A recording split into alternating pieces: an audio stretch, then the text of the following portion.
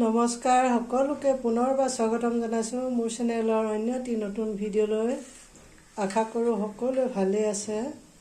আজি মই গাহৰি মাংসৰ লগত কুন্দুলি বনাব লৈছোঁ।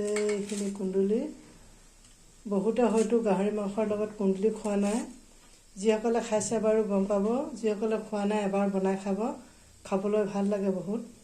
মাংসখিনি মই ফ্ৰিজত ভৰাই থোৱা আছিলে, আইচ বনি আছিলে, সেয়েহে মই গৰম পানী অকণমান দি এইখিনি এতিয়া মই আইচ গলিবলৈ দিছোঁ। মাংসখিনি সেইকাৰণে বগা হৈ গৈছে গৰম পানী দি দিয়াৰ কাৰণে। এইখিনি অকণমান গলাৰ পিছতে মই বনাবলৈ আৰম্ভ কৰিম। আৰু ভিডিঅ'টো স্কিপ নকৰাকৈ আপোনালোকে চাই থাকিব। ভাল লাগিলে শেষত লাইক কমেণ্ট শ্বেয়াৰ কৰি দিব। আৰু যিসকলে নতুনকৈ মোৰ চেনেলটো চাবলৈ আৰম্ভ কৰিছে ছাবস্ক্ৰাইব কৰি ল'ব।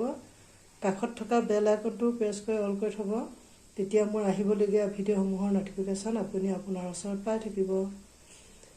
এতিয়া মই মাংসখিনি গলিবৰ কাৰণে অকণমান সময় ৰ'ব লগা হৈছে, তাৰপাছতহে মই ভাজিব পাৰিম।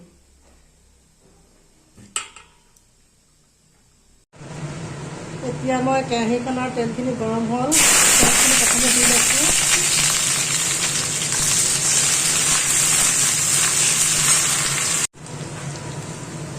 পিঁয়াজখিনি হ'ল, এতিয়া মই ইয়াতে মাংসখিনি দি লৈছোঁ। মাংসখিনি পানী শুকাই অকণমান যেতিয়া তেল ওলাব তেতিয়া মই নিমখ হালধি মছলা বাকীখিনি বস্তু দি দিম। প্ৰথমে মই পিঁয়াজতে ভাজি লৈছোঁ।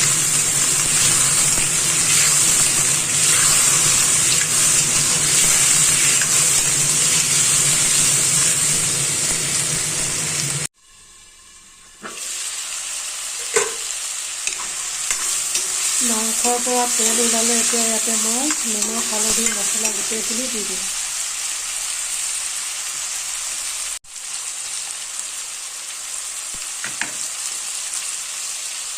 আন্দাজমতে নিমখ দি দিছোঁ আৰু লগতে মছলা।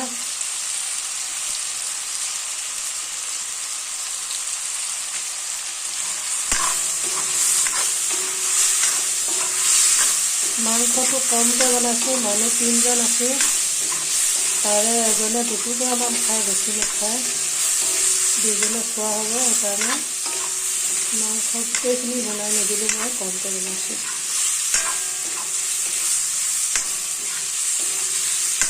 মাংসখিনি অলপ সময় মই সিজিবলৈ দিম, তাৰপাছতে ইয়াতে কুন্দুলিখিনি দি দিম।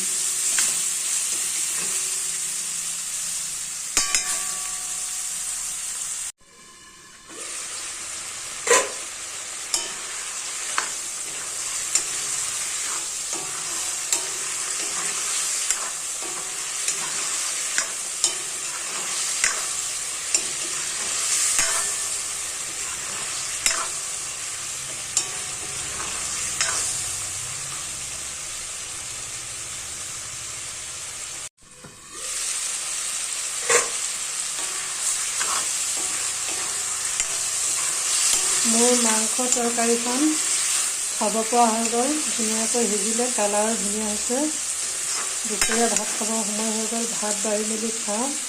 ভিডিঅ'টো আৰু দীঘল কৰি নাথাকোঁ, আজিলৈ ইমানতে সামৰিছোঁ। Bye bye.